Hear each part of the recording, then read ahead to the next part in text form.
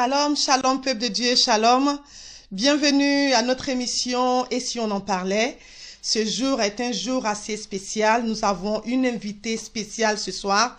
Alors, peuple de Dieu, je vous salue dans le nom de notre Seigneur Jésus-Christ de Nazareth. Merci à tous nos invités, à tous nos téléspectateurs. Je vais simplement vous encourager à partager ce live. Ce soir, nous venons avec un thème très, très important et nous avons une invitée de qualité ce soir qui va nous parler de la part du Seigneur et qui va nous emmener dans un sujet qui dérange le monde entier dans cette saison de la vie. Alors, sans plus tarder, peuple de Dieu, ce soir, je vais vous présenter notre invité du jour. Alléluia. Shalom, servant de Dieu. Shalom, shalom, shalom, woman of God. God bless you. Sois béni. Au nom de Jésus, en tout cas, merci de m'honorer. Merci pour l'invitation surtout. Je suis bénie d'être sur cette plateforme, Effective Life. Que Dieu vous bénisse pour l'invitation, en tout cas pour la considération. C'est un plaisir pour moi. Oui. Alléluia. Ce soir, vous allez la découvrir, comme je vous le disais tout à l'heure. C'est une servante de Dieu de qualité, une très très grande servante de Dieu qui a beaucoup de qualité, qui est une servante de Dieu humble, une servante de Dieu qui a connu de grandes choses de la part du Seigneur et qui a beaucoup à donner. Alléluia. Elle s'appelle la prophétesse Lou Gloire. Elle est sur l'église MPE Bethel d'Orléans. Et ce soir, je vais lui donner la parole pour qu'elle-même puisse se présenter. Alors, servant de Dieu, qu'est-ce que tu pourrais dire ce soir te concernant à nos téléspectateurs? Alors, déjà, avant de commencer, je voudrais donner toute la gloire au Seigneur qui me donne l'opportunité d'être là ce soir dans Effective Life. C'est à lui que revient toute la gloire. Voilà, je suis, pour ainsi dire, la prophétesse Lou Gloire, donc établie sur le MPE qui veut dire ministère de la puissance de l'Évangile, Bethel, à Orléans. Donc, je suis le pasteur principal sur cette église et ce ministère est dirigé par la révérende Willy Kakou-Hélène, qui est ma mère dans la foi, que je salue au passage, si elle est là. Que Dieu te bénisse, maman, de là où tu es. Et donc, voilà, je sers le Seigneur, ça va faire 13 ans, 14 ans à peu près, oui, que j'ai été consacrée et donc pasteur sur cette église. Et donc, c'est un plaisir pour moi de servir le Seigneur. Dieu a fait de grandes choses pour moi et vraiment, c'est un privilège. Servir Dieu, c'est un privilège. Il n'y a pas plus beau métier que le service de Dieu. C'est une joie pour moi. Alléluia, gloire à Dieu, gloire à Dieu. Alors, ce soir, nous venons avec un thème, que faire face à l'ingratitude? Que faire face à l'ingratitude? Alors, peuple de Dieu, je vais vous demander, s'il vous plaît, de partager ce live. Il y a quelqu'un qui a besoin d'entendre ce message ce soir. Quelqu'un a besoin d'être guéri ce soir. Quelqu'un a besoin d'être délivré ce soir. Quelqu'un a besoin d'être restauré ce soir. Alléluia. Alors, servant de Dieu, pourquoi ce thème? Que faire face à l'ingratitude? Alors, avant de parler de ce thème, que faire face à l'ingratitude, il est important que nous sachions ce qu'est l'ingratitude d'abord. Et comprenons que l'ingratitude est un état d'esprit, amen, et qui sévit dans nos sociétés, à toutes les échelles de la société, dans la vie. Nous sommes victimes de l'ingratitude, que ce soit de la grande classe, de la haute classe jusqu'à la petite classe, que ce soit dans la politique, que ce soit dans nos familles, que ce soit dans nos foyers, que ce soit dans nos entreprises, que ce soit même dans l'Église. Nous sommes tous victimes de l'ingratitude. Voyez-vous? Et donc, avant de parler de que faire face à l'ingratitude, il faille savoir ce qu'est l'ingratitude.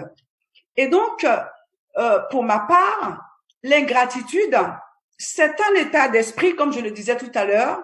L'ingratitude, c'est quelqu'un, c'est une personne qui ne reconnaît pas le bienfait. C'est une personne à qui on fait du bien et qui ne reconnaît pas qu'on lui a fait du bien. Voyez-vous, c'est une personne qui, je pourrais dire, qui est orgueilleuse. L'ingratitude est l'apanage des personnes qui sont orgueilleuses, des personnes qui se disent suffisantes. Vous comprenez?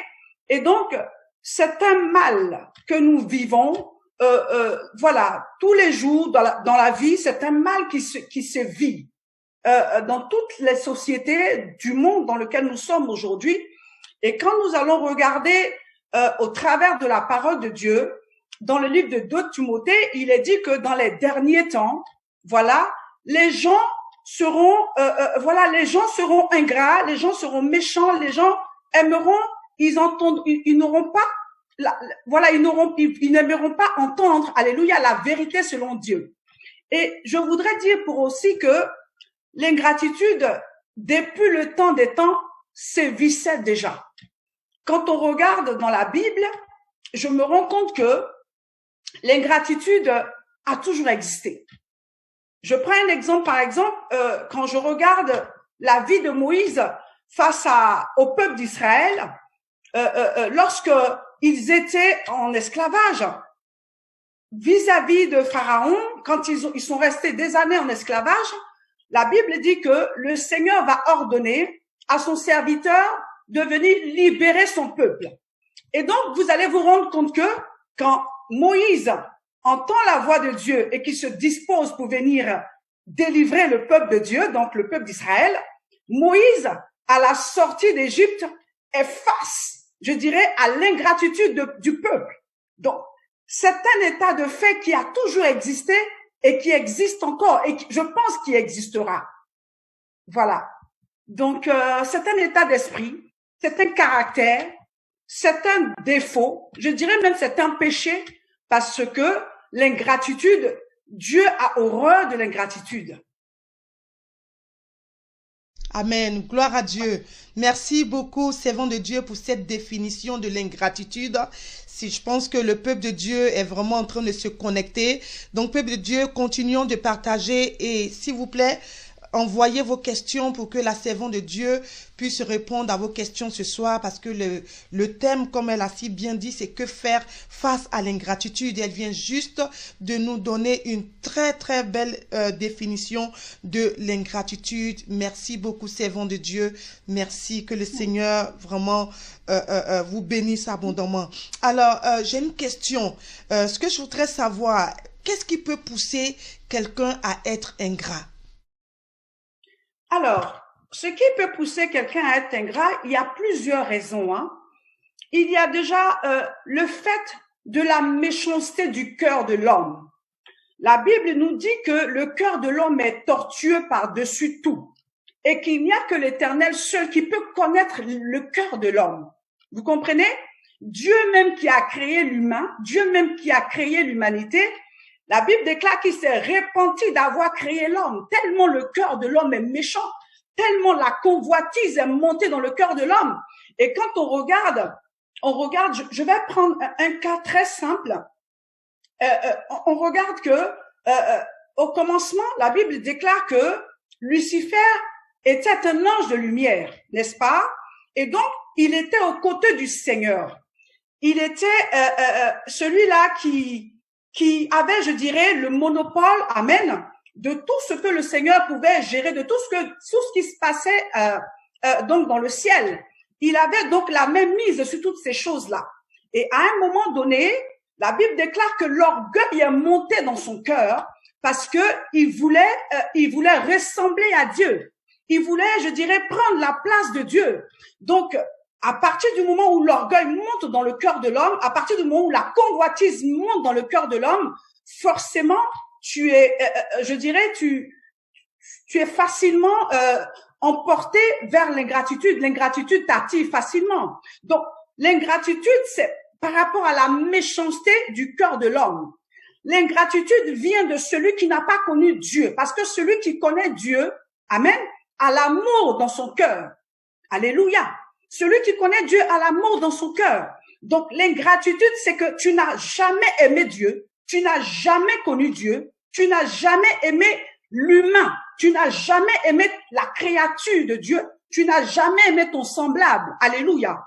Voilà comment l'ingratitude naît. L'ingratitude naît par la jalousie. Alléluia. Et je l'ai dit tout à l'heure, l'ingratitude naît par la convoitise. Amen.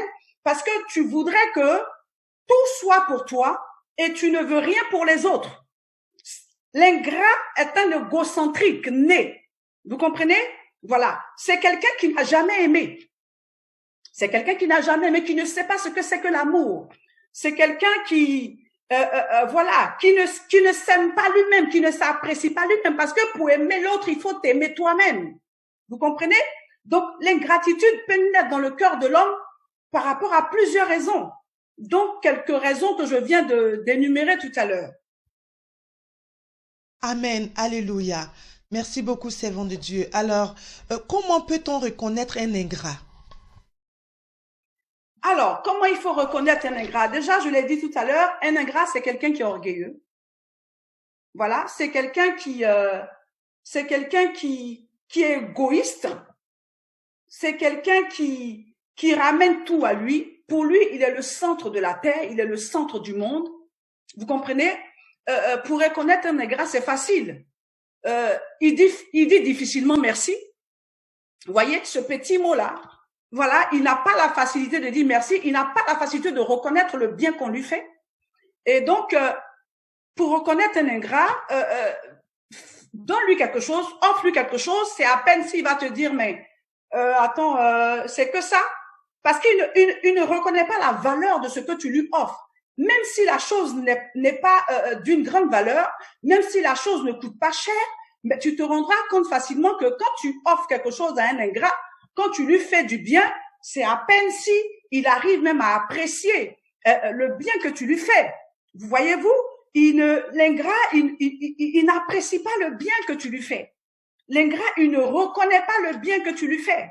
Vous comprenez? Voilà, parce que pour lui, il faille que la chose ait une grande valeur. Alors qu'il y a le geste je dirais, qui est important. Le geste est très important. Quand tu offres quelque chose à quelqu'un, peu importe la valeur de la chose, mais à partir du moment où tu fais le geste d'offrir, ça veut dire que tu aimes l'autre. Donc, l'ingrat, il ne tient pas compte du geste, n'est-ce pas? Il ne voit pas il se dit même pas que tu as fait des efforts, hein. Pour lui, voilà, c'est normal. Et puis, d'ailleurs, ça n'a pas de valeur et il n'a aucune considération pour la chose que tu lui donnes. Vous comprenez? Donc, à partir de ce moment-là, s'il n'a aucune considération pour la chose, il est difficile pour lui de reconnaître et puis même de dire merci.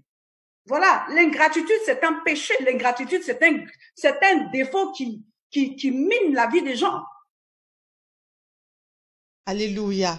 Amen, amen. Amen. Alors, servant de Dieu. Alléluia. Oui. J'ai une question. La question, c'est de savoir pourquoi certains chrétiens que nous disons connaissent Dieu peuvent manifester l'ingratitude au sein de l'Église. Certains chrétiens qui se disent... de Dieu. Oui, certaines personnes qui se disent chrétiennes, oui, qui manifestent l'ingratitude au sein de l'Église. Donc, la personne a demandé, ma question est de savoir pourquoi certains chrétiens que nous disons connaissent Dieu peuvent manifester l'ingratitude au sein de l'Église. Puisque tout à l'heure, vous avez dit que celui qui connaît Dieu ne peut pas être ingrat. Mais malheureusement, la personne qui pose la question nous dit ici ce soir qu'il y a des personnes dans l'Église qui sont quand même ingrates. Pourquoi? C'est pas faux. Et c'est un fait qui est vraiment triste. Parce que, effectivement, beaucoup sont victimes de l'ingratitude dans l'Église. Un endroit où on est censé apporter de l'amour, un endroit où on est censé retrouver de la joie, un endroit où on est censé être reconnaissant, n'est-ce pas? Mais on va se rendre compte que de nos jours, c'est dans l'Église, alléluia, que l'ingratitude sévit le plus. Pourquoi? Je pourrais définir ceci comme suit, c'est que il y a chrétien et chrétien, n'est-ce pas? La signification de chrétien veut dire petit Christ. Déjà, dans un premier temps, Et comme Paul pouvait le dire, ayez les sentiments, alléluia, qui étaient en Christ. Donc, tu vas te rendre compte de savoir quels étaient les sentiments qui étaient en Christ, n'est-ce pas? Et on comprend que l'évangile en lui-même est basé que sur l'amour, n'est-ce pas? Voilà pourquoi Dieu dira qu'il a tant aimé le monde, dans le livre de Jean 3, le verset 16, il a tant aimé le monde qu'il a donné son fils. Donc, on va se rendre compte que les gens dans l'église ne sont pas réellement convertis. Alléluia. Parce que quand quelqu'un est réellement converti, quelqu'un qui dit être converti, qui dit avoir renoncé à sa vieille nature, alléluia, quelqu'un qui dit avoir renoncé à son ancienne vie, amen, ne peut pas avoir rencontré Jésus, le Fils de Dieu, le Créateur, alléluia, celui qui est l'incarnation de l'amour même et est ingrat dans l'Église. Ce n'est pas possible. Oui, nous venons tous dans l'église, mais est-ce que nous sommes tous chrétiens véritablement? Nous venons tous dans l'église, mais est-ce que nous avons forcément le cœur circoncis? Est-ce que nous nous sommes dépouillés véritablement? Est-ce que nous avons abandonné, n'est-ce pas, ces choses, ces caractères que nous avions dans le monde? Parce que je disais tout à l'heure que c'est un état d'esprit. Est-ce que nous avons véritablement été libérés, été délivrés de ces choses que nous ramenons dans l'église? Alléluia. Parce qu'un réel chrétien ne peut pas être ingrat. Ce n'est pas possible. N'est-ce pas? Voilà. Celui qui est ingrat n'aura pas connu Christ. Le Seigneur même le dit. Ce n'est pas celui qui dit, oui, Seigneur, Seigneur, qui héritera du royaume des cieux. Voilà le problème qu'il y a dans l'église. Les gens ne sont pas convertis dans l'église. Et de plus en plus, les gens, voilà, la méchanceté monte dans le cœur des gens. L'orgueil monte dans le cœur des gens. La jalousie monte dans le cœur des gens. Parce que tu n'as pas envie que l'autre soit au-dessus de toi. Tu n'as pas envie que quand tu vois ton frère ou ta sœur qui est béni, qui est heureux ou qui est heureuse, tout de suite, voilà, la haine monte, n'est-ce pas? Et ce n'est pas l'état d'un enfant de Dieu. Ce n'est pas le cœur d'un enfant de Dieu, n'est-ce pas?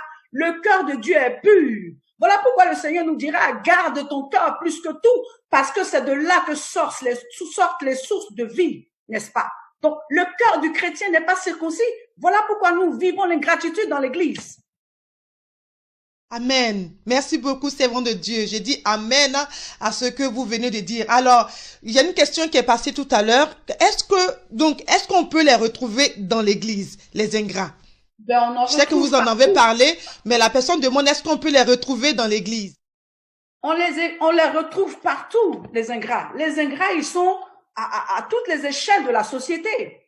Ils sont partout. C'est vrai que c'est triste de rencontrer ce genre d'individus dans l'église parce que c'est un lieu qui est normalement censé être un lieu d'accueil, un lieu où on partage de l'amour, un endroit où on est censé donner de l'amour, apporter de l'amour. Parce que les gens, généralement, ils viennent dans le Seigneur parce que dehors, ils n'ont pas ce qu'ils attendent. Donc, ils espèrent qu'en venant dans l'église, alléluia, ils auront ce qu'ils n'ont pas dehors. Mais c'est aberrant de comprendre qu'on vient dans l'église pour fuir ce qu'il y a dehors, mais c'est ce qu'il y a dehors qu'on retrouve dans l'église. Et c'est vraiment dommage. Mais les ingrats, ils sont partout au jour d'aujourd'hui. Ils sont partout au jour d'aujourd'hui. Alléluia. Alors, servant de Dieu, vous avez dit qu'ils sont partout, les ingrats. Où est-ce qu'on peut les retrouver, en fait? Les ingrats, au-delà de l'église, où est-ce qu'on peut les retrouver? En dehors de l'église, on peut trouver des ingrats dans nos familles. Alléluia. Dans nos familles, entre frères et sœurs, des personnes à qui tu fais du bien et qui ne le reconnaissent pas, n'est-ce pas? On peut le retrouver entre mari et femme. Oui, dans un couple. Alléluia. Un homme ou une femme qui fait du bien à son mari ou à sa femme, et puis au bout de quelques temps, au bout de quelques années, l'homme ou la femme ne reconnaît pas le bien. Et voilà, à chaque fois, c'est de fustiger l'autre. Tu n'as jamais rien fait pour moi. Je ne vois même pas ce que tu fais pour moi. Et pourtant, ce n'est pas, alléluia, ce n'est pas ce que l'homme ou la femme ne fait pas. Mais tout ça décline un peu l'état du cœur de chacun. Vous comprenez? Donc, au-delà de ça, même entre un père et ses enfants, il y a aussi l'ingratitude. Il y a le fait qu'un parent, une mère ou un père voilà, dans un foyer, élève des enfants, et quand les enfants grandissent et ils se suffisent, il y a d'autres qui abandonnent même leurs parents parce que, bon, ils n'ont pas envie de reconnaître ce que les parents ont fait pour eux, pour ce qu'ils sont devenus aujourd'hui. Donc, l'ingratitude, on en trouve partout. On en trouve dans la politique. Et je n'en parlons même pas. Voyez-vous? Donc, c'est à toutes les étapes de la vie, dans toutes les sociétés, dans ton travail, alléluia, dans ton travail entre collègues, il y a l'ingratitude. Les gens ne reconnaissent pas. Des fois même, ton patron peut être ingrat parce que tu auras donné de ton temps, tu auras donné. C'est vrai qu'il y a un salaire, mais en dehors du salaire, c'est aussi bon de reconnaître, voilà, les efforts que l'un fait, les efforts que l'autre fait. Mais généralement, c'est pas le cas. Et j'ai envie de dire aussi que dans nos foyers, il est important que quand un mari avec sa femme et que quand la femme fait du bien à son mari ou bien que le mari fait du bien à sa femme, la femme peut lui dire merci. La femme peut dire merci à son mari ou bien même quand la femme sert son mari, le mari doit pouvoir dire merci à sa femme. Voilà, c'est tellement simple, c'est tellement beau, c'est tellement merveilleux que ce n'est pas des choses qu'on a besoin de demander. Mais je disais tout à l'heure que c'est un état d'esprit et le Seigneur on a vraiment besoin du Seigneur par rapport à ça. On a vraiment besoin que Dieu intervienne dans nos vies, dans nos cœurs. Vous comprenez? C'est très, très important. Alléluia. Amen, amen, gloire à Dieu. Merci beaucoup, servant de Dieu. Alors, j'ai une question. Est-ce que l'ingrat est conscient de son acte? Alors, pour dire quoi? L'ingrat peut être conscient de son acte parce que c'est la méchanceté pure et simple. J'ai pris tout à l'heure comme référence le livre de 2 Timothée, le chapitre 3 à partir du verset 1 à 2, n'est-ce pas? Où Timothée disait comme ça que dans les derniers temps, on va comprendre que nous sommes dans les derniers temps, n'est-ce pas? Nous sommes dans les derniers temps. Et beaucoup aimeront, beaucoup seront ingrats. Beaucoup ne reconnaîtront pas. Beaucoup seront amis des choses fausses, n'est-ce pas? Beaucoup ne reconnaîtront pas la vérité. Ils ne voudront même pas entendre la vérité. Donc, plus ces choses vont se vivre dans nos sociétés, plus les yeux des uns et des autres doivent s'ouvrir et nous devons nous rendre compte que nous sommes dans les derniers temps, n'est-ce pas? Nous sommes dans les derniers temps. Je prends le cas de Judas dans la Bible. Voilà quelqu'un qui a marché avec le Seigneur. Voilà quelqu'un qui a été avec Dieu. Voilà, avec quelqu'un qui a été avec le Seigneur toute sa marche. Et quand il a fallu le trahir, mais c'était sans état d'âme, n'est-ce pas? C'était sans état d'âme. Il n'a pas pensé à tout ce qu'ils ont traversé. Ils n'ont pas pensé à tout ce qu'ils ont vécu. Même entre amis, voilà, on vit des amitiés où il y en a un qui est sincère, il y en a un qui est vrai, il y en a un qui donne tout son cœur. Et alors que, en retour, pendant que tu donnes tout ton cœur, il y a l'autre en face tu te fais des coups bas. Il y a l'autre en face qui te fait des coups bas. Il y a l'autre en face qui te critique. Il y a l'autre en face qui, vraiment, c'est de la méchanceté. C'est de la méchanceté. Et tout ça, ça part du cœur. Ça part du cœur. Il y a un problème à ce niveau. Alléluia. Merci beaucoup, servant de Dieu. Alors, j'ai encore quelques questions. Il y a une question qui dit que celui qui se voit comme une victime, n'a-t-il pas quelque chose à se reprocher lui-même? Quelqu'un qui est victime de l'ingratitude. Quelqu'un qui est victime de l'ingratitude, si la personne a quelque chose à se reprocher, ce que je pourrais dire là-dessus, c'est que déjà, avant de poser un acte, déjà avant de faire du bien à quelqu'un, il faille que tu te dises que le bien que tu es en train de faire, tu ne le fais pas pour attendre en retour. À partir du moment où tu fais du bien à quelqu'un et tu espères recevoir en retour, c'est là où tu vas te faire avoir, n'est-ce pas? Mais généralement, la bonté, voilà, la bonté est un état d'esprit aussi, comme je disais tout à l'heure, l'ingratitude. Et donc, quand on est bon naturellement et qu'on fait du bien, ce n'est pas pour attendre en retour. Donc, la personne qui est victime d'ingratitude ne devrait pas se dire que elle devrait rien avoir à se reprocher. C'est son état d'esprit. Elle est bonne de cœur. Elle a un cœur qui est pur. Elle a un cœur qui est sincère. Elle a un cœur qui est vrai.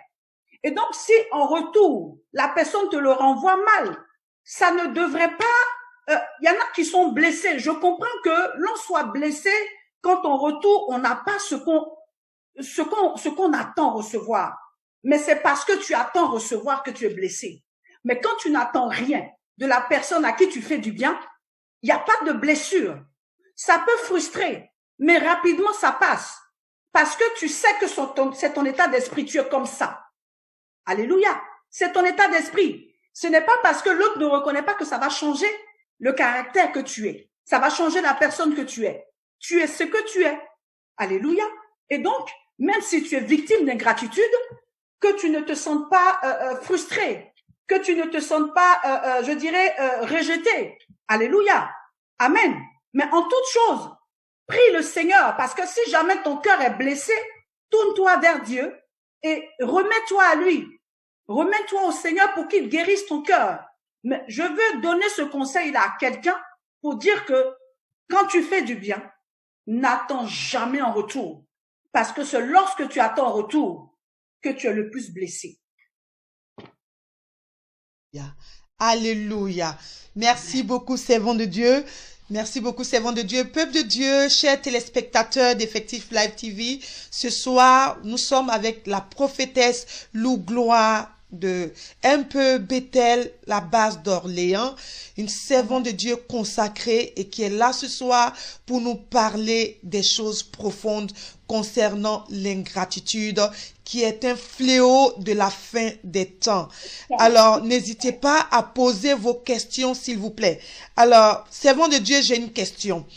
Comment faire quand cette personne devient ton ennemi? C'est-à-dire quand l'ingrat devient ton ennemi. Il y a encore plusieurs questions que je vais lire tout à l'heure, mais il y a une question qui était passée qui dit comment faire quand cette personne devient ton ennemi?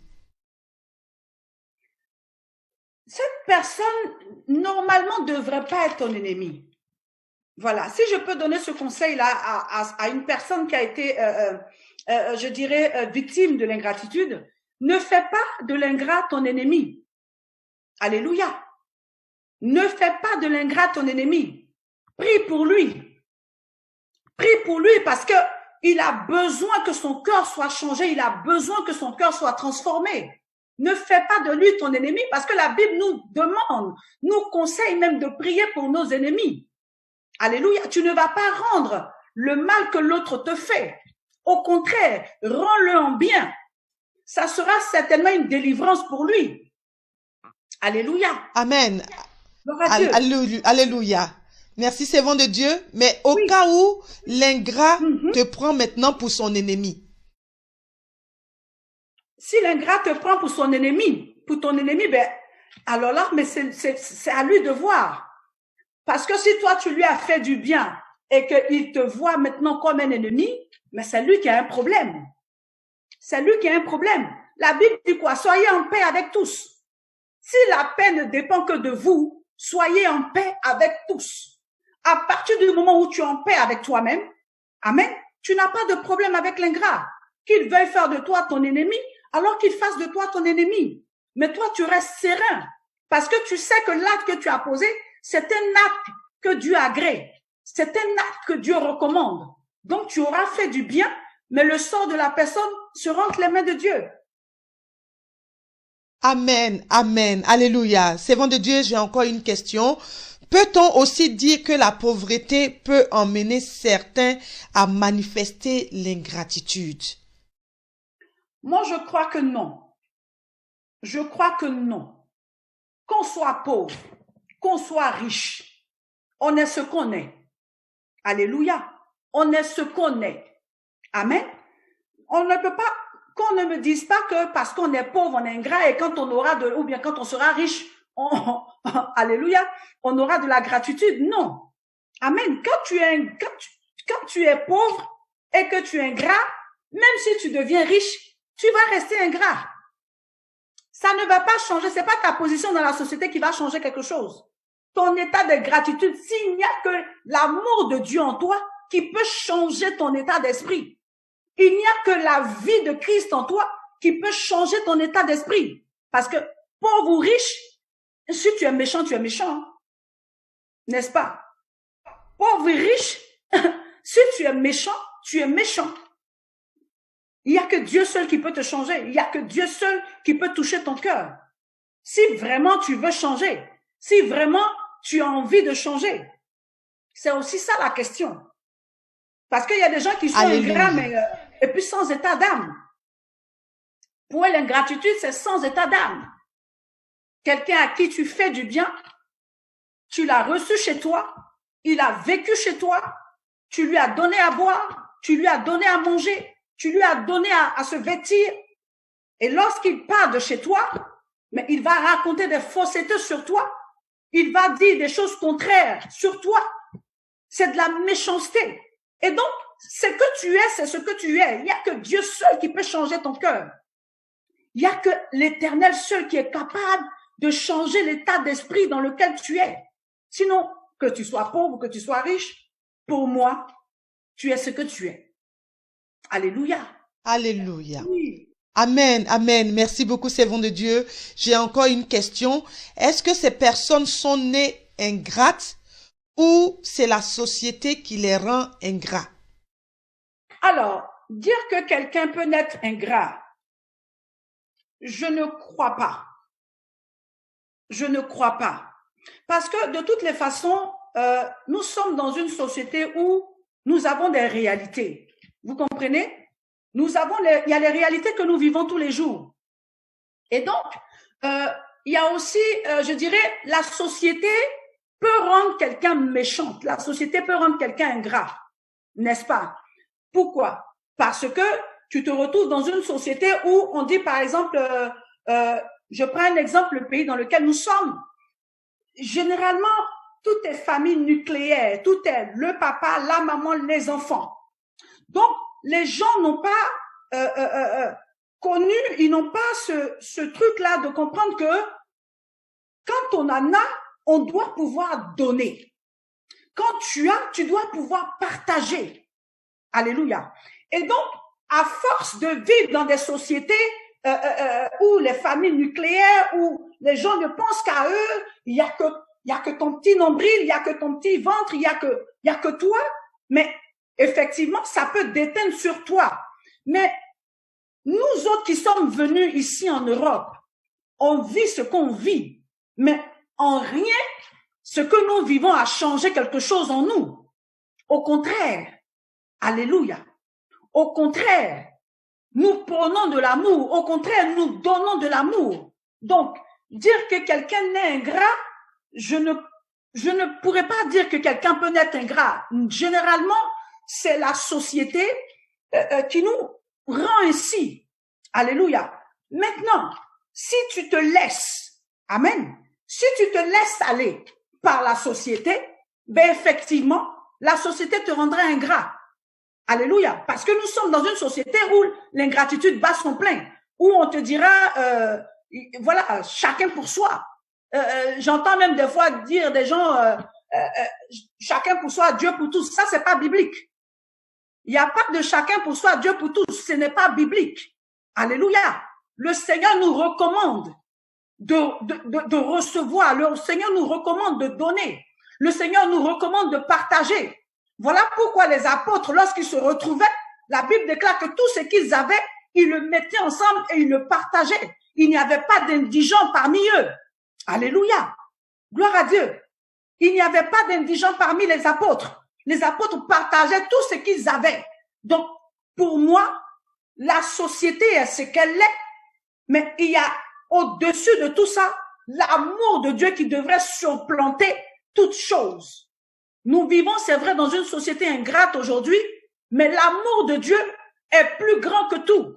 L'amour de Dieu devrait pouvoir, ne serait-ce que nous donner un cœur qui donne, un cœur qui partage.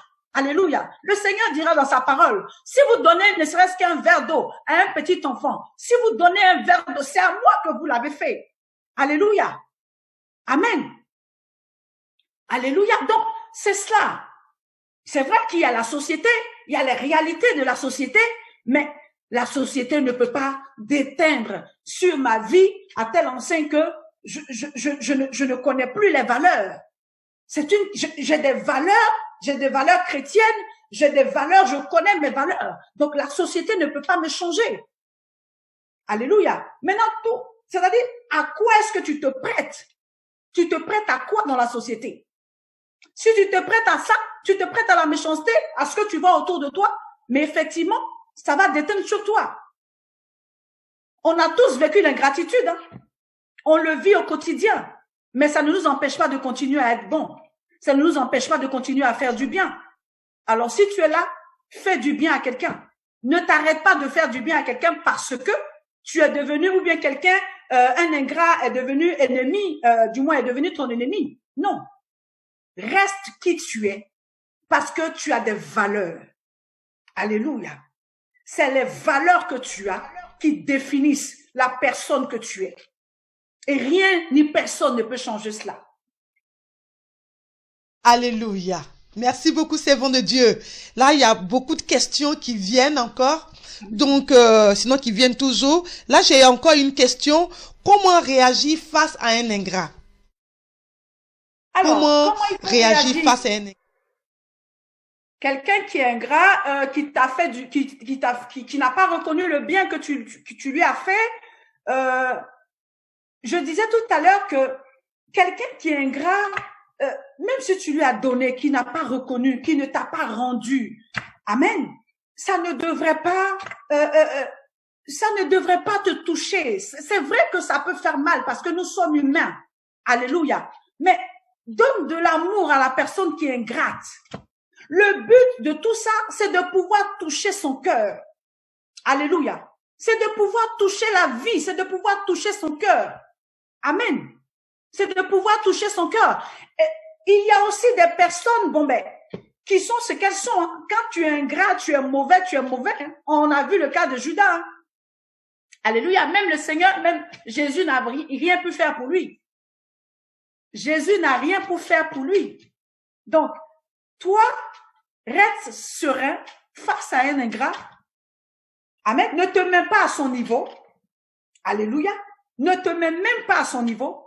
Tu as fait du bien. Ne t'attends pas à ce qu'il en fasse en retour. Mais en toute chose, ce que nous faisons, comme la Bible dit, quand tu jettes ton pain à la surface des eaux, il te revient. Mais c'est le Seigneur qui te bénira. Alléluia. C'est le Seigneur qui te le rendra en retour. Donc, face à un ingrat, reste serein.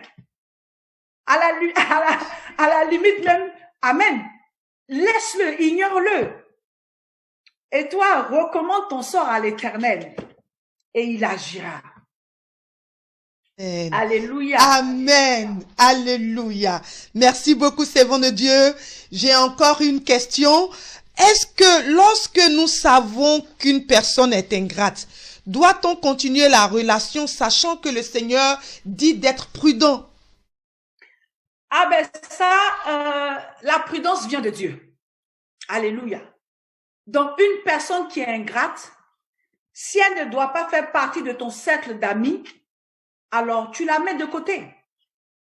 Alléluia. Tu la mets de côté. Ce n'est pas méchant et Dieu n'est pas contre ça. Alléluia. Si tu as affaire à une personne qui est ingrate, à la limite, si l'ingrat se répand, alléluia, on a vu le cas de Pierre. On a vu le cas de Pierre dans la Bible.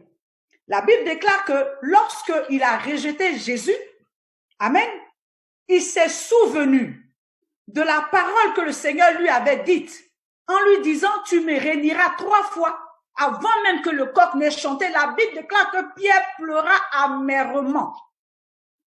Alléluia. Donc, voici un cœur qui est à la base un cœur pour faire du bien, mais qui a eu des faiblesses à un moment donné. On peut avoir des faiblesses. Mais le tout, c'est de pouvoir se ressaisir et de se repentir. Alléluia. Quand l'ingrat reconnaît qu'il a été ingrat vis-à-vis de toi, alors tu peux reprendre ton frère, alors tu peux reprendre ta sœur.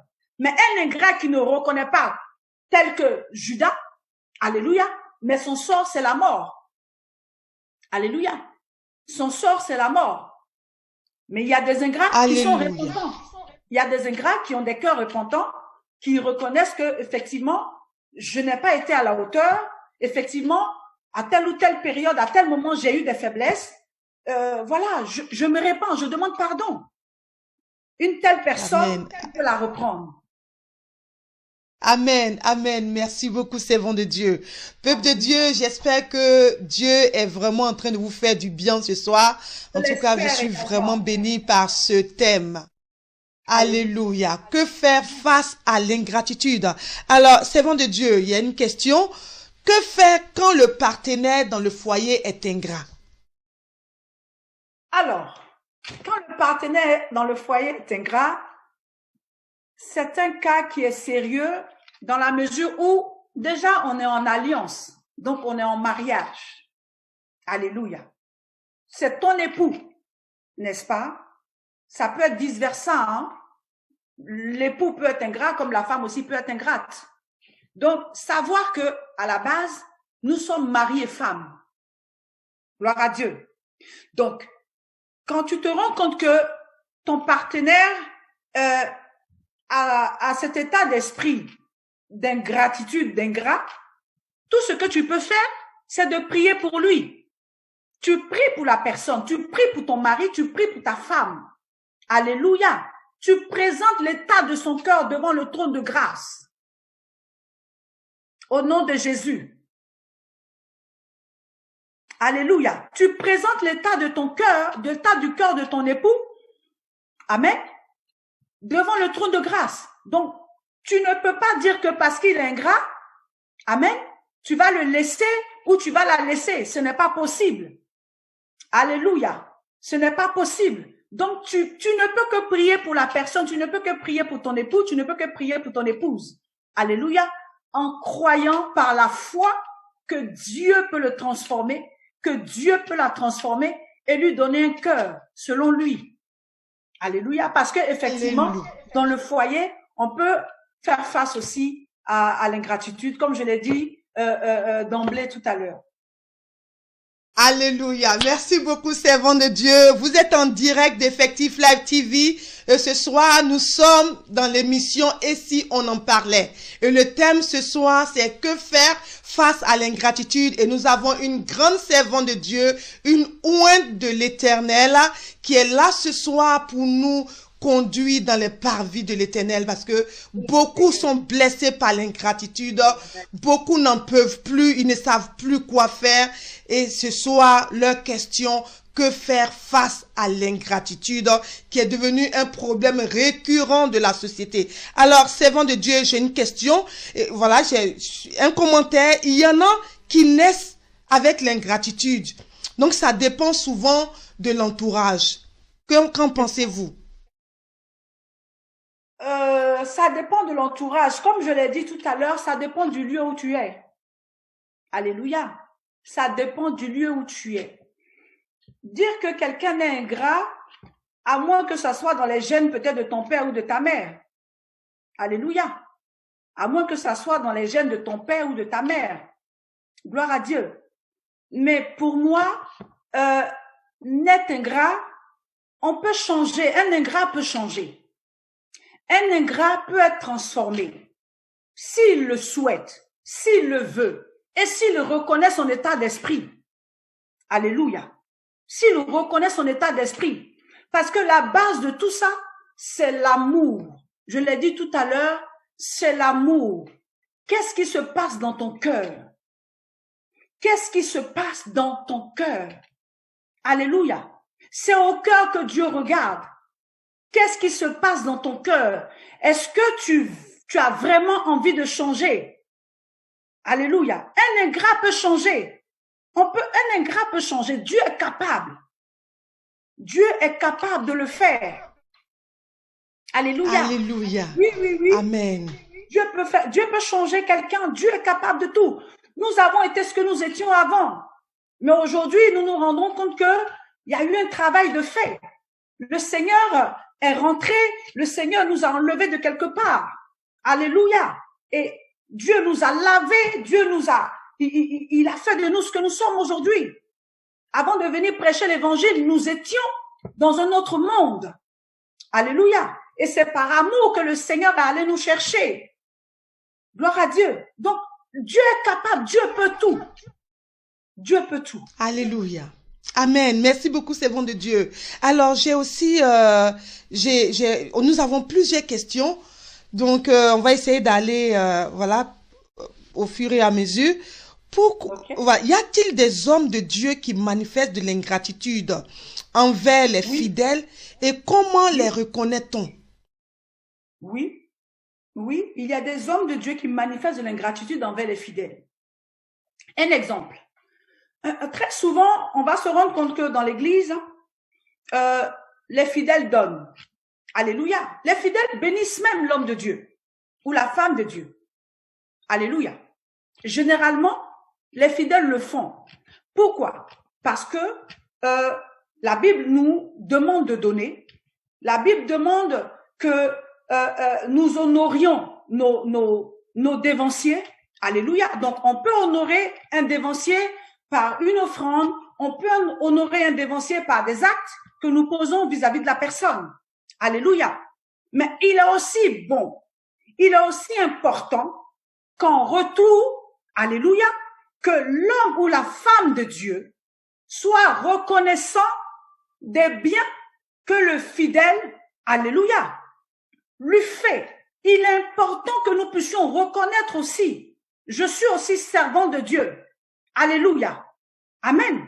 Et il m'arrive de faire des dons, alléluia, d'offrir des choses à mes enfants spirituels. La Bible n'est pas contre cela. Il n'y a pas que les fidèles qui doivent donner. Alléluia. C'est vrai que par rapport à la parole de Dieu, il y a ce que les fidèles doivent faire.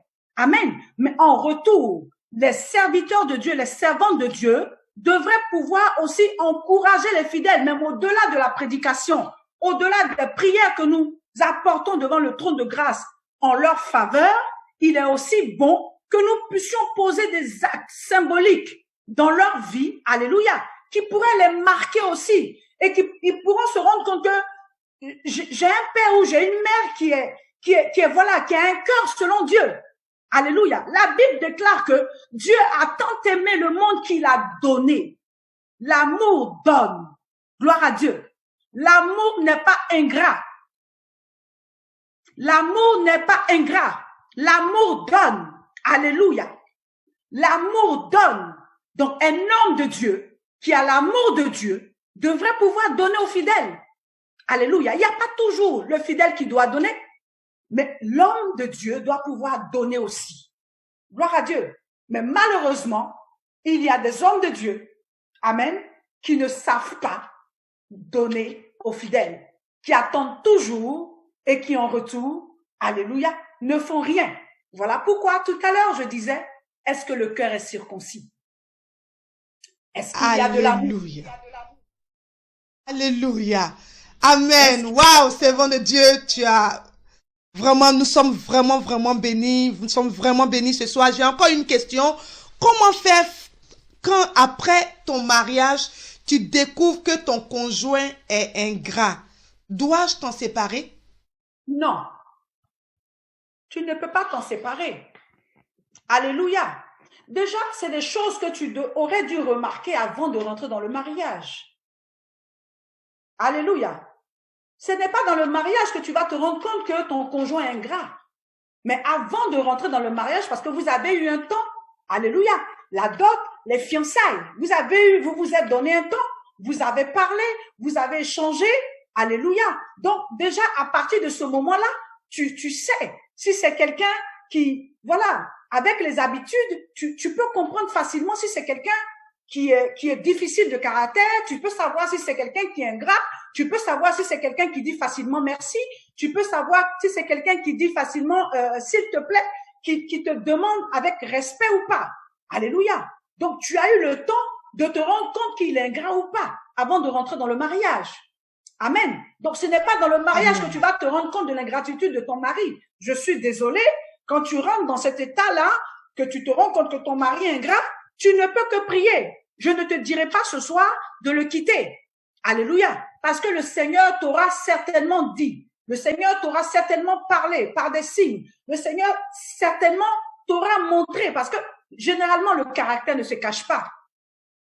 Un caractère ne se cache pas généralement. Même quand on est dans les débuts des relations, le caractère, tu as beau cacher le naturel, il revient au galop.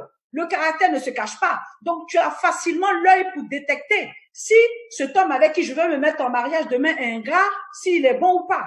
Et à partir de ce moment-là, si tu l'aimes, tu commences à prier pour lui avant même de rentrer dans le mariage. Tu commences à prendre des temps devant le Seigneur, tu présentes son cœur devant le trône de Dieu. Alléluia. Mais n'attends pas de rentrer dans le mariage pour te rendre compte qu'il est ingrat. Tu ne sortiras pas de ce mariage. Tu t'es marié, tu es rentré en alliance. Alléluia. Donc, tu vas devoir payer le prix. Ce sera ton fardeau. Mais je crois que si tu mets ta confiance en Dieu, le Seigneur peut toucher son cœur et tu auras un mari doux comme un ange. Alléluia. Merci beaucoup, servant de Dieu. Alors, j'ai été vraiment bénie. Peuple de Dieu, j'espère que vous êtes bénis. Sinon, je suis bénie ce soir. Servant de Dieu, nous sommes vraiment bénis. Alors, j'ai une autre question. Servant de Dieu, peut-on pardonner l'ingrat? Je pense que vous avez déjà répondu à cette question, mais on revient un peu là-dessus encore. Peut-on pardonner l'ingrat même s'il se repent et refait les mêmes actes encore? À partir du moment où l'ingrat s'est repenti, alléluia, tu peux le reprendre. Jésus a repris Pierre. Alléluia. Jésus qui n'avait pas reconnu Pierre, qui avait régné, Pierre qui n'avait pas reconnu le Seigneur, qui avait régné le Seigneur l'a repris. Alléluia. Le Seigneur ne l'a pas rejeté, mais il a été repentant. La Bible déclare qu'il a pleuré amèrement. Donc, quelqu'un qui vient, qui reconnaît son état, pour moi, tu ne devrais pas le rejeter, tu devrais le prendre. Alléluia. Gloire à Dieu. Tu devrais pouvoir lui pardonner son acte d'ingratitude. Alléluia. Parce qu'il est venu simplement. Amen. C'est quelqu'un qui a envie qu'on l'aide.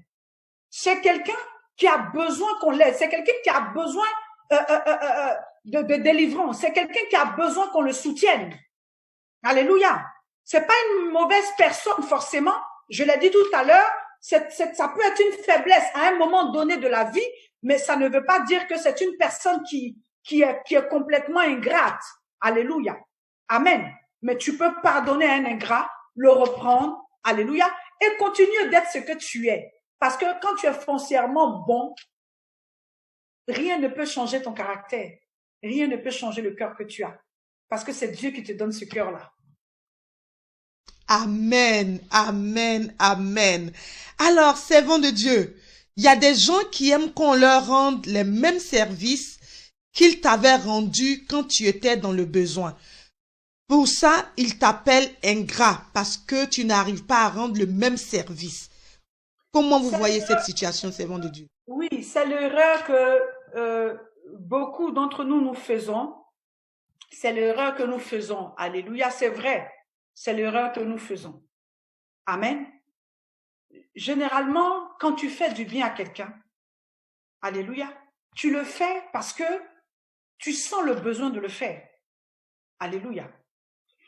Je vais prendre un exemple simplement. Mon voisin à côté, un exemple, hein. Ce n'est pas le cas parce qu'on ne se parle pas. Enfin, comme je disais tout à l'heure, on est dans un monde où tout le monde, chacun est tellement dans son coin que... Mais il vient chez toi et puis il a besoin d'un service. Tu lui rends le service. Alléluia. Il est parti. Tu ne vas pas attendre qu'il te fasse, il te rende la même chose. N'attends rien en retour. N'attends rien en retour quand tu fais du bien à quelqu'un. Crois que c'est à Dieu que tu as fait du bien. Il faut que nous le comprenions. Que l'Église comprenne cela, que les hommes comprennent cela. Le bien que nous faisons, nous ne le faisons pas pour ceux à qui nous le faisons, mais nous le faisons pour le Seigneur. Alléluia. Nous faisons le bien aux gens pour le Seigneur, même des personnes que tu ne connais pas, à qui tu fais du bien. Alléluia. Tu le fais pour Dieu. Tu ne le fais pas pour la personne. C'est pas parce que la personne est riche, je lui fais du bien et parce qu'elle a une bonne position dans la société, voilà, je vais lui envoyer un cadeau parce que bon, dans peu de temps, j'aurai besoin d'un service.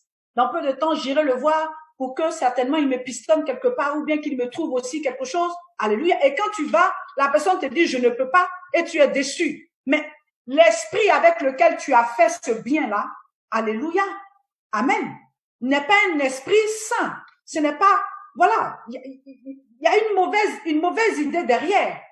Mais quand tu fais un bien et que tu n'attends rien en retour, alléluia, que tu as demandé service ou pas, que la personne te le rende ou pas, toi tu restes zen parce que tu sais que le bien que tu as fait, tu ne l'as pas fait pour la personne, tu l'as fait pour Dieu. Amen. Amen. Voilà. Merci beaucoup, servant de Dieu. Alors, est-ce que l'ingrat peut être aussi hypocrite? Ah oui, l'ingrat, hypocrite, ça va ensemble. Ah oui, oui, oui, oui, oui, oui, oui. Tout à fait. Excusez-moi, mais l'ingrat hypocrite, l'ingrat, il est hypocrite, il est orgueilleux. Alléluia. Il a un but de sa personne. Alléluia. Amen. Il veut tout pour lui. L'ingrat, il est hypocrite. C'est quelqu'un qui ne va pas te dire en face ce qu'il ressent ou ce qu'il a dans son cœur te concernant. Il te le dira pas. Il va rire avec toi, vous allez rigoler, mais Dieu seul sait ce qu'il dit derrière toi. Un ingrat, c'est un gros hypocrite. Alléluia. Je dirais même que c'est un méchant. L'ingrat est méchant. Il est foncièrement méchant. Alléluia. Un ingrat qui pose des actions sans état d'âme. Ça frise la sorcellerie. Alléluia. Ça frise la sorcellerie. Amen, servant de Dieu, juste. Amen. Voilà, justement, servant de Dieu, tout à l'heure, quelqu'un disait que l'ingrat, c'est un sorcier. Oui, ça frise la sorcellerie. Parce que c'est une méchanceté qui ne dit pas son nom. Vous comprenez? C'est une méchanceté qui ne dit pas son nom. Et ce qui est dangereux, c'est que il n'a pas de remords. L'ingrat n'a pas de remords quand il pose ses actes. Alléluia. L'ingrat, proprement dit, n'a pas de remords. Quand il pose ses actes, pour lui, il a raison. Pour lui, il a bien fait. Il a besoin de délivrance. Il est malade. C'est un malade. Un ingrat, c'est un malade. L'ingratitude est un péché vis-à-vis de Dieu. Alléluia. Amen. Amen, servant de Dieu. Alors, j'ai aussi une question qui nous dit en fait que pourquoi quand les gens viennent en Europe, ils deviennent ingrats?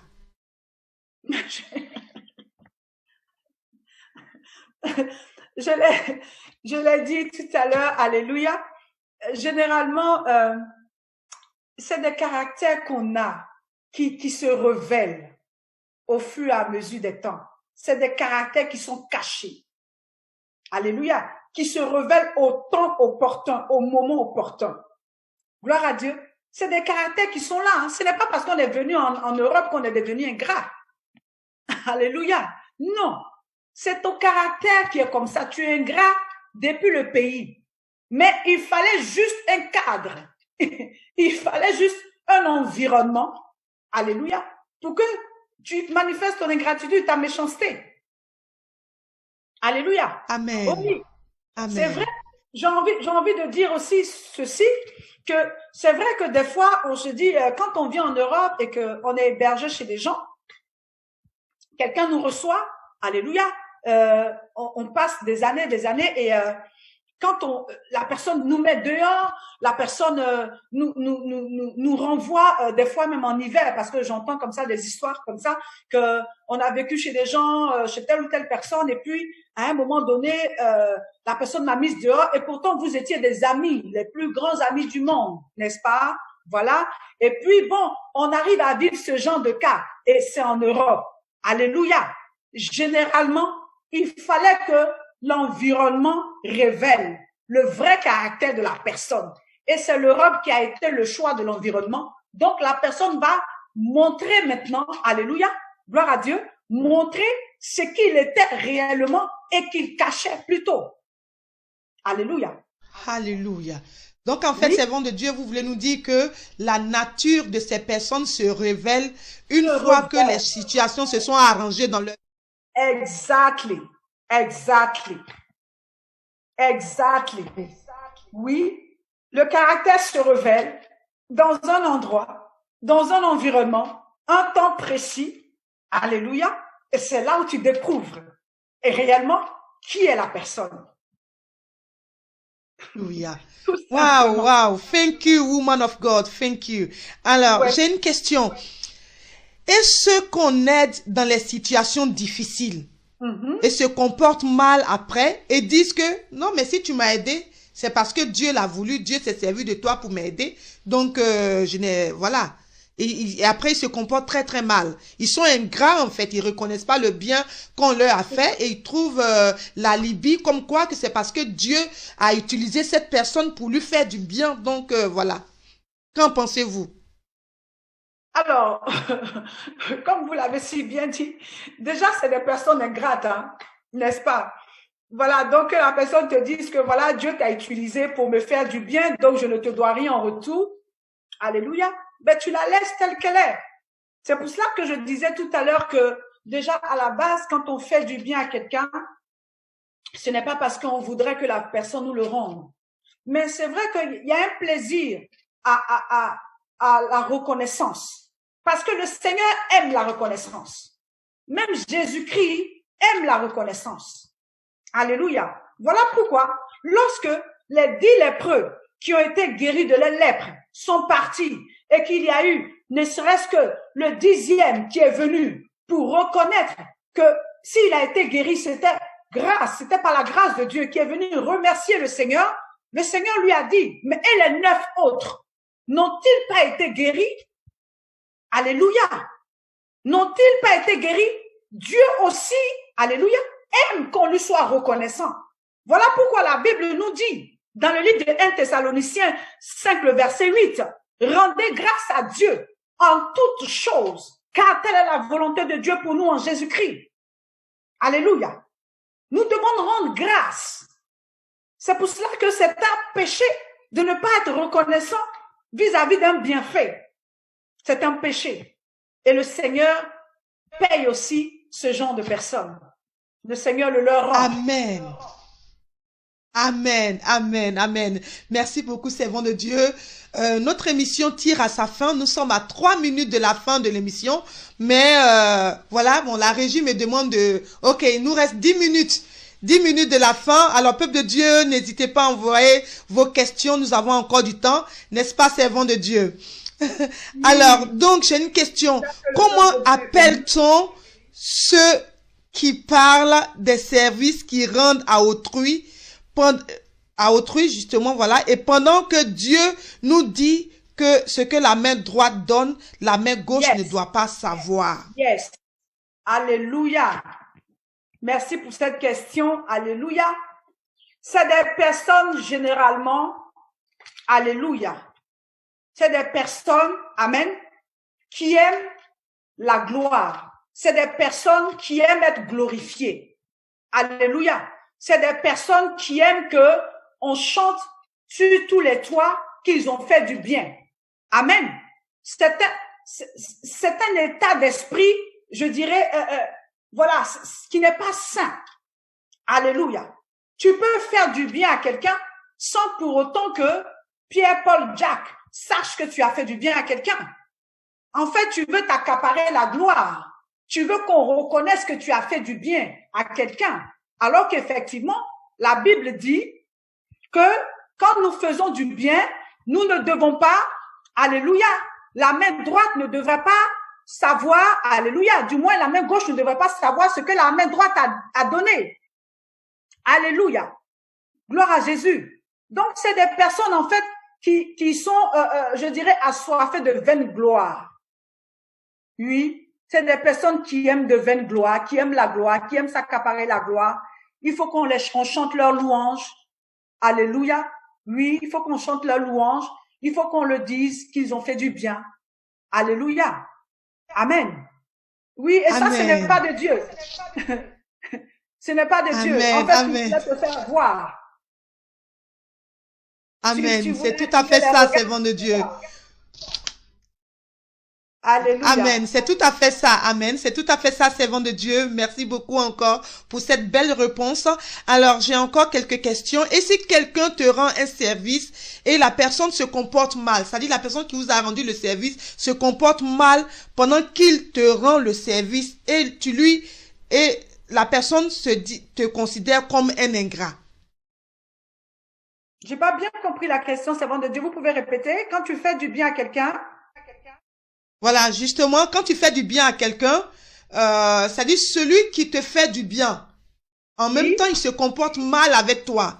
Donc, du coup, tu ne peux pas vraiment, certainement, lui dire merci pour le bien qu'il a fait selon ce que la personne dit. Du coup, la personne se comporte mal et pense que la personne à qui on a fait du bien est ingrate, alors que cette personne qui a fait du bien s'est mal comportée. Comment vous voyez ça? d'accord. Alors, si la personne qui t'a fait du bien se comporte mal, toi, ça ne devrait pas changer ta position. Tu dois reconnaître, la personne t'a fait du bien, tu dois reconnaître, peu importe l'attitude qu'elle a après, amen, peu importe l'attitude qu'elle a après t'avoir béni, peu importe l'attitude qu'elle ait eue après t'avoir fait du bien, toi, en retour, tu dois être reconnaissant, tu dois pouvoir lui être reconnaissant de ce que elle a été, à un moment donné de ta vie, une bénédiction pour toi. Alléluia. Même si la personne se comporte mal, toi, tu dois maintenir ta position de quelqu'un qui a reçu du bien et qui doit pouvoir reconnaître ce bien-là. La Bible dit qu'un bienfait n'est jamais perdu. Alléluia. Maintenant, si elle te fait du bien et qu'en retour, elle vient se comporter mal, ben, toi, en retour, tu es bonne avec la personne. Tu es juste avec la personne. Alléluia. Ça ne devrait pas changer. Amen. Ça ne devrait pas changer. Amen. Amen. Amen. Merci beaucoup, servant de Dieu. Alors, j'ai encore une autre question. Est-ce que c'est un péché de s'éloigner d'une personne ingrate et hypocrite, genre l'ignorer, continuer sa vie sans même garder une rancune envers cette personne-là? Ce n'est pas un péché. Je réponds tout de suite sans hésitation. Ce n'est pas un péché. Amen. Une personne qui est ingrate, c'est une personne qui est méchante, c'est une personne qui est orgueilleuse, c'est une personne qui est imbue d'elle-même, c'est une personne qui, voilà, qui ne connaît pas, qui ne sait pas s'humilier. Une personne, quand tu as affaire à elle et que son comportement est répétitif, la seule chose à faire, c'est de t'en éloigner. Quitte à prier pour elle, tu pries pour elle de loin. Mais tu t'en éloignes. Alléluia. Tu prends de la distance vis-à-vis de la personne. Parce que c'est une personne qui peut te faire encore mal, qui peut te poignarder même dans le dos. On le vit au quotidien. Des personnes à qui tu fais du bien et qui vont te vilipender dehors. Alléluia. Qui vont te vilipender dehors, mais qui n'ont aucun état d'âme.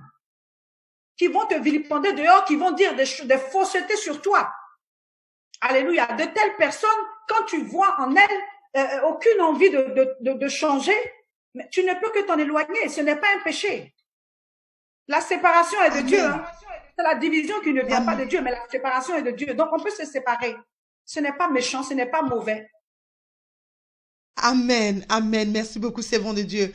Alors, j'ai une question. Est-ce que vous avez déjà vécu l'ingratitude et comment vous vous en êtes sorti au cas où vous avez déjà été victime de l'ingratitude? Alors, dire que je n'ai jamais été victime de l'ingratitude, ce serait vous mentir, servant de Dieu. Et je crois que chacun d'entre nous, à tous les niveaux, d'une certaine façon, nous avons tous vécu l'ingratitude. Alléluia. Je l'ai aussi vécu. Amen. Je l'ai vécu et honnêtement, je suis quelqu'un qui généralement sait par rapport aux situations que je vis ou des situations que le Seigneur permet que je vive, j'ai appris à rendre grâce à Dieu en toutes circonstances. Alléluia. C'est ce qui fait ma force. J'ai appris à rendre grâce à Dieu en toutes circonstances. J'ai appris à bénir Dieu en toutes circonstances. J'ai appris à comprendre que Dieu peut utiliser une situation ou une autre pour me parler, pour m'enseigner. Alléluia. Amen. Donc, généralement, je n'ai pas d'amertume, je n'ai pas de haine dans mon cœur pour des personnes qui, vis-à-vis de moi, ont été ingrates. Alléluia. Mais le Seigneur m'a appris à pardonner. Le Seigneur m'a appris à effacer. Alléluia. Le mal qu'on peut me faire. Amen. Pourquoi? Parce que j'ai appris à compter que sur Dieu. J'ai appris à compter que sur l'Éternel. C'est lui qui est mon appui face à tout ce que je peux traverser comme situation. Il a toujours été mon appui. Alléluia. Donc, face à l'ingratitude, j'ai toujours tourné les regards vers Dieu.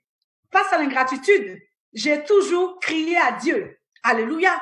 Pour lui donner gloire, le bénir de ce qu'il permet ces choses. Alléluia. Parce que je sais qu'en retour, la Bible dit que le Seigneur rendra à chacun selon ses œuvres, n'est-ce pas?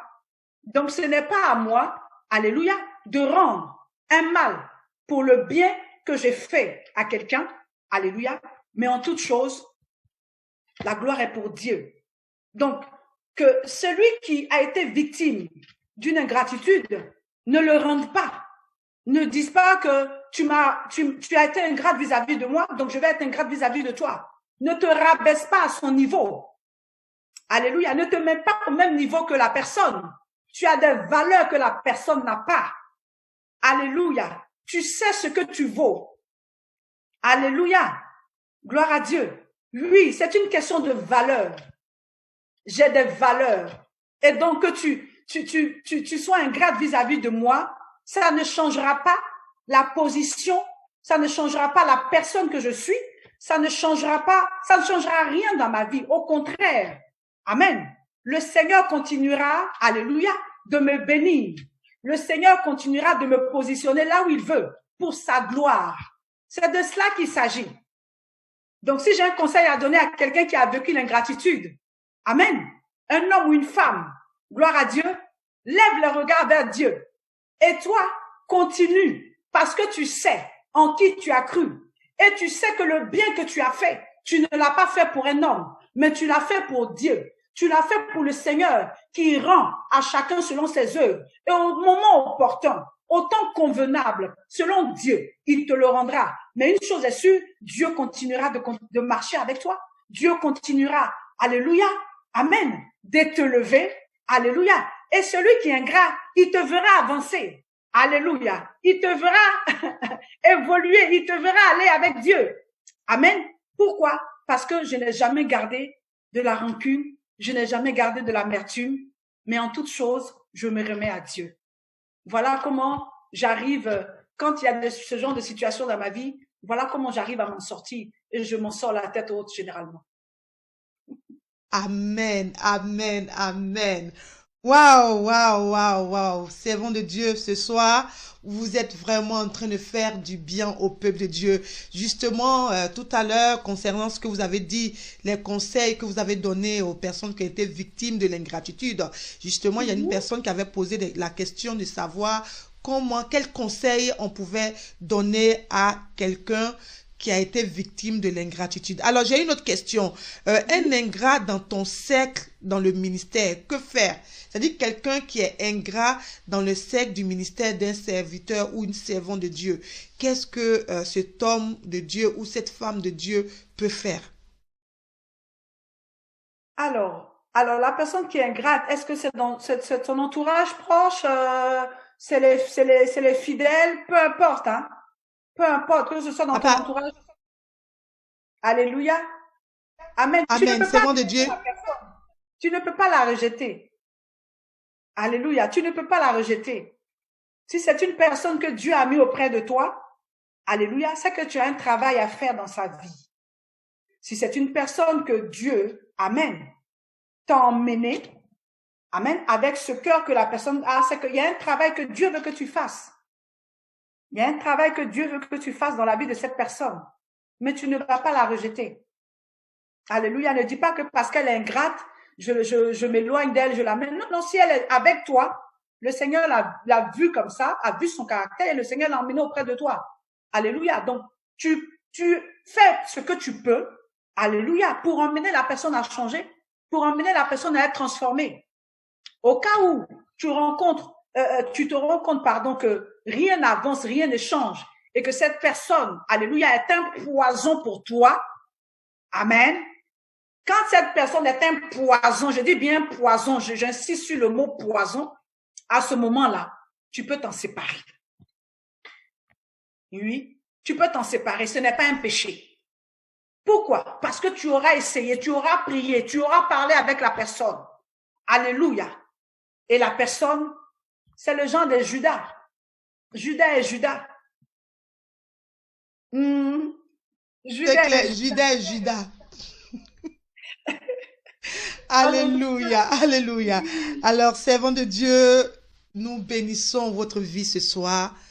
Nous avons vraiment été bénis et je crois que tous nos téléspectateurs ce soir, le peuple de Dieu a été béni. Nous voulons bénir vraiment les servants de Dieu, les serviteurs de Dieu, le peuple de Dieu qui nous a suivis ce soir. Mais j'ai encore une dernière question. Doit-on dénoncer les ingrats dans les églises? Doit-on les dénoncer? Alléluia. Non, tu ne vas pas mettre la nudité de quelqu'un comme ça devant l'église. Alléluia, parce que Dieu lui-même cache notre nudité. Nous avons les faiblesses que Dieu lui-même cache. Alléluia. Mais la Bible dit que si tu te rends compte que ton frère a péché, reprends-le.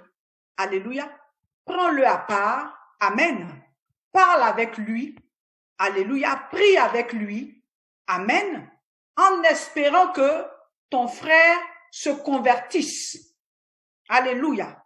Mais tu ne peux pas étendre la nudité d'une personne, soit disant qu'elle est ingrate devant l'assemblée. Je ne conseille pas cela. Amen. Tu prends la personne et à deux, vous discutez, vous parlez. S'il faut qu'il y ait des témoins selon les responsables de l'Église, vous en parlez, mais pas devant l'assemblée. En toute chose, il faut aussi de la sagesse. Amen, amen. Merci beaucoup, servants de Dieu. Notre émission tire à sa fin. Alors ce soir, qu'est-ce que vous pouvez dire à tous nos téléspectateurs qui ont été victimes de l'ingratitude ou alors même qui sont ingrats? Il y a des ingrats qui nous ont suivis ce soir. Il y a des victimes de l'ingratitude qui nous ont suivis ce soir. Il y a des personnes certainement qui n'ont jamais vécu l'ingratitude dans leur vie, qui n'ont jamais été victimes, mais qui connaissent certainement des personnes dans leur entourage qui ont été victimes de l'ingratitude. Alors, servants de Dieu, qu'est-ce que vous pouvez nous dire ce soir?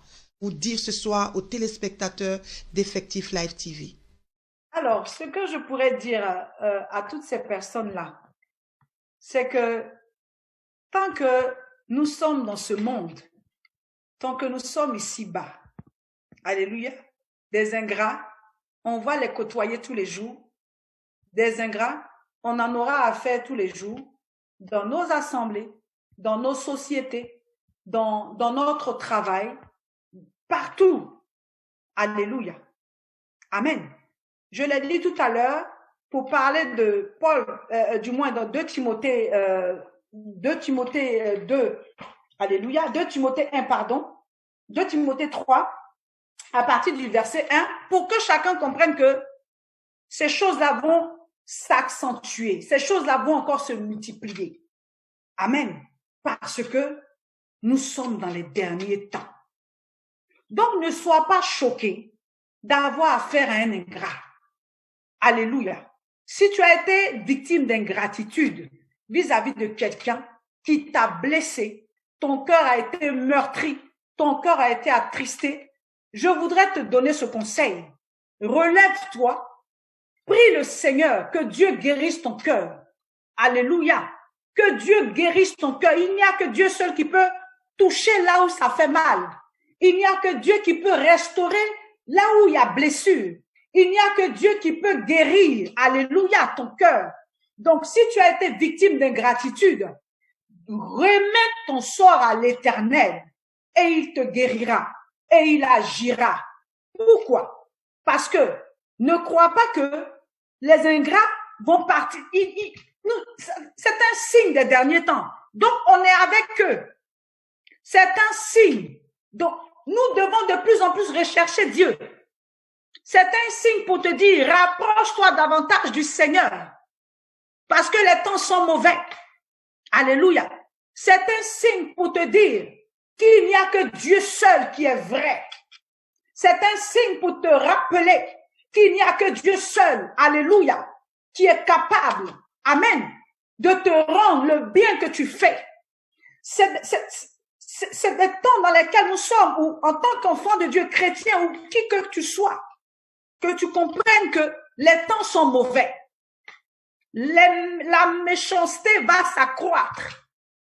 L'orgueil des hommes va s'accroître. Alléluia. L'ingratitude va s'accroître. L'égoïsme va s'accroître. Alléluia. Donc, quand tu vois ces choses, cherche à te rapprocher de Dieu. Cherche, alléluia, à faire de l'Éternel tes délices. Et il te donnera ce que ton cœur désire. Quand tu te rendras compte de ces choses, ne laisse pas ton cœur prendre un coup. Mais prie. Prie le Seigneur afin que Dieu apaise ton cœur. Alléluia. Amen. Amen. Alléluia. Amen. Voilà le conseil que je peux donner à ceux qui ont été victimes d'ingratitude. Amen. Parce que si tu vis l'ingratitude dehors, ça peut te rattraper dans ta maison. Ça peut te rattraper partout. Ça peut te rattraper dans ton travail. Ça peut te rattraper à tous les niveaux de la société. Mais ouvre les yeux et sache que nous sommes dans les derniers temps. Jésus-Christ n'est pas loin. Il n'est plus loin.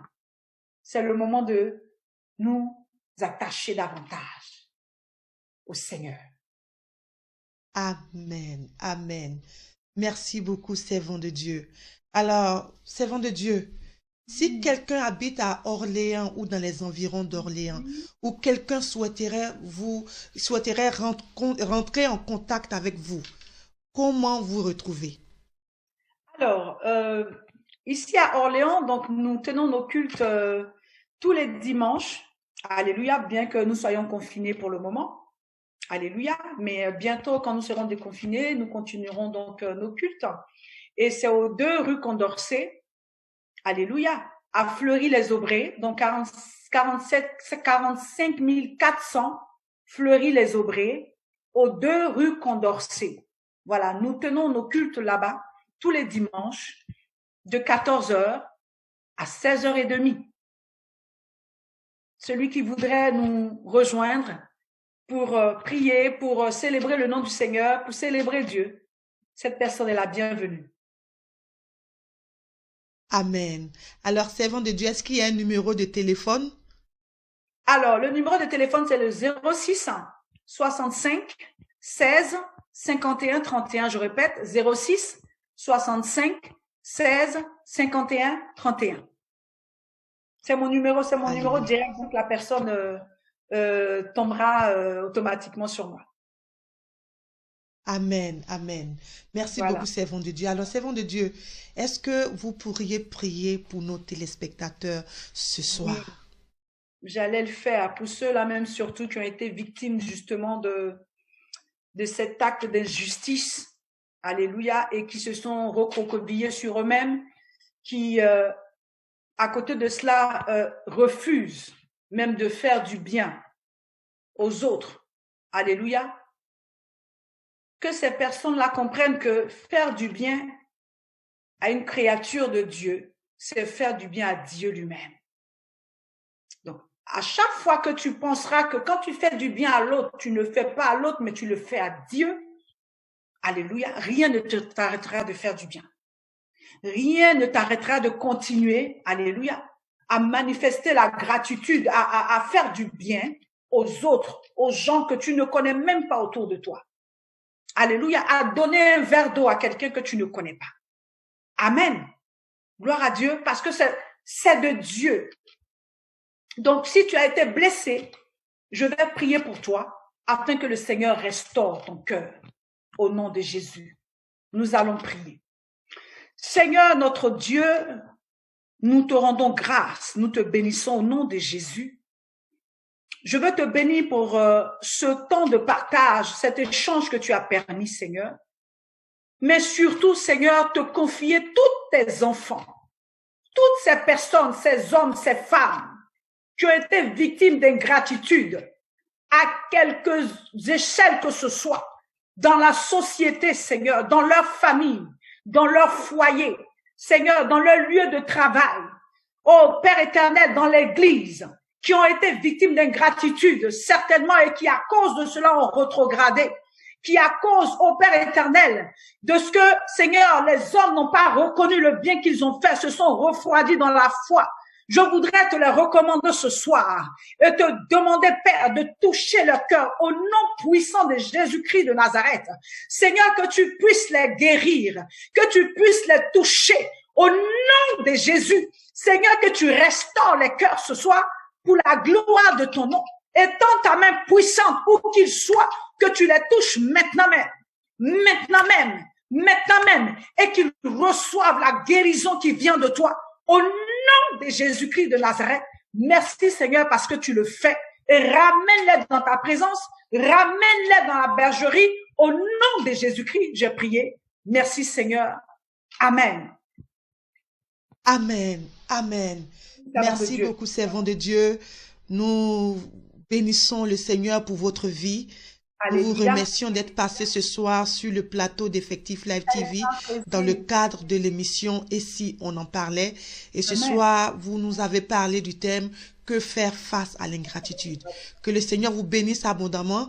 Nous espérons vous revoir encore ici sur le plateau d'Effectif Live TV dans le cadre de d'autres thèmes encore que le Seigneur vous mettra à cœur pour vraiment bénir tous les téléspectateurs qui nous suivent sur cette chaîne.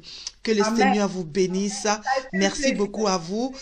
Alléluia. Merci également à tout le peuple de Dieu de un peu Bethel, d'Orléans, tous les servants de Dieu, tous les serviteurs de Dieu qui nous ont suivis ce soir, tous les téléspectateurs d'Effectif Live TV, que le Seigneur vous bénisse abondamment. Amen. Merci beaucoup, servants de Dieu. Merci encore.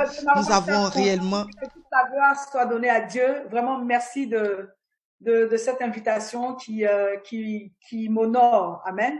Et donc, que la gloire soit donnée à Dieu surtout. Et je dis merci à tous ceux qui nous ont suivis, à mes enfants spirituels, à toutes mes sœurs dans le Seigneur, à toutes ces personnes-là qui m'aiment bien, qui nous ont suivis ce soir. Et j'espère que Dieu aura touché le cœur de chacun. Amen. Et que, voilà, tout ce qui est passé sera du passé, parce que je sais que le Seigneur est sur le point de faire une œuvre nouvelle dans la vie de chacun d'eux. Au nom de Jésus. Amen. Merci beaucoup, servant de Dieu. Merci beaucoup, servant de Dieu. Alors, peuple de Dieu, notre émission tire à sa fin. Donc, nous allons certainement vous demander, voilà, de partager encore cette vidéo. Partagez-la à toutes vos connaissances, tout votre entourage, toutes ces personnes qui ont été victimes de l'ingratitude, partagez au maximum. Et nous voulons vraiment vous encourager à vous abonner à cette chaîne Effectif Live TV. Nous sommes là tous les lundis, tous les mercredis et tous les vendredis soirs. Que le Seigneur vous bénisse abondamment. Et pour quiconque qui souhaiterait rentrer en contact avec la servante de Dieu, la prophétesse Lou Gloire, n'hésitez pas. Son numéro de téléphone est sur la plateforme ici dans les différents messages. Et elle a donné aussi son numéro de téléphone. L'adresse de l'église à Orléans. C'est une vraie servante de Dieu, une ointe de Dieu qui craint l'Éternel, une femme de Dieu. Que le Seigneur vous bénisse et nous vous disons shalom, shalom.